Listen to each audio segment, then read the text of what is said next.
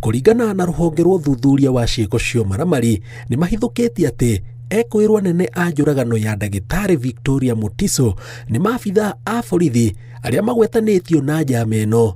Ta ekwĩrwo anene Kenneth Kipkemboi kuma ceceni ya borithi mwena wa Nderi Kikuyu na Elijah Kibelion Kimoi wa ceceni ya borithi ya Karinde mwena o wa Kikuyu.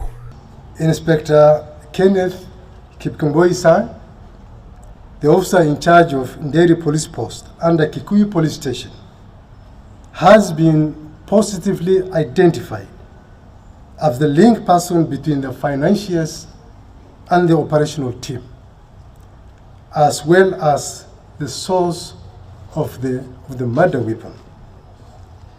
And this officer is currently on the run. Thorough analysis of evidence has further established the identity of the officer who pulled the trigger. One PC Elijah Kibelion Kimoi, attached to Karinde Police Post under Kikuyu Police Station.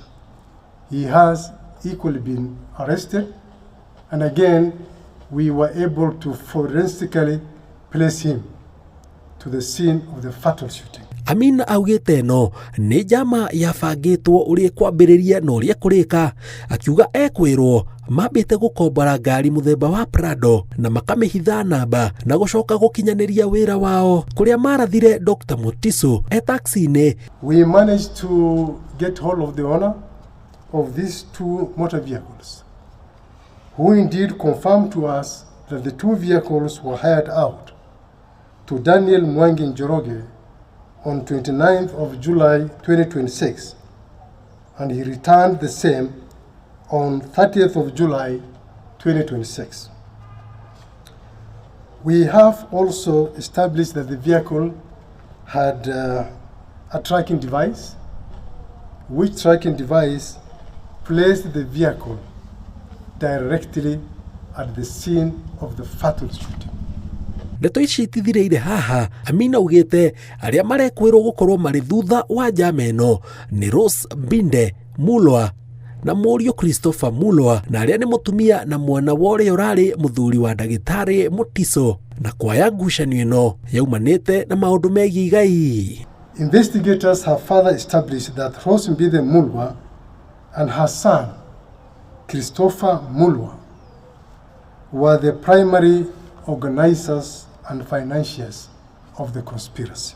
Maya magĩthiaga na mbere, Amin nĩ agwetanĩtie mũtongoria wa kĩama kĩa DCP Rigathĩ Gachagua na gũkorwo akĩaranĩria na ekwĩrwo thutha wake kũrekereria ndũmĩrĩri nenda-inĩ akĩgwetania njama ĩno na maabithaa a borithi ona mbere ya rũhonge rwa DCI rũrekereirie ndũmĩrĩri ĩno. Honorable Rigathĩ Gachagua was in communication with one of our main suspects in this matter,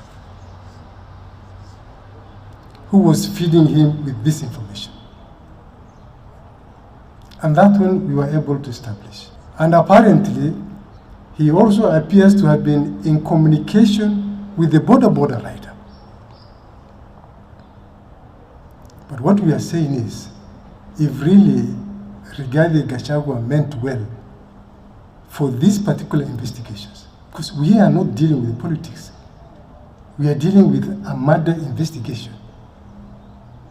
Instead of going to a political rally, he should have just called me or even come to my office and say, DCI, I have this information which I believe will be useful for your investigations. Gary Fortera, Inoro TV, Jetago Jenga, Wawaboi.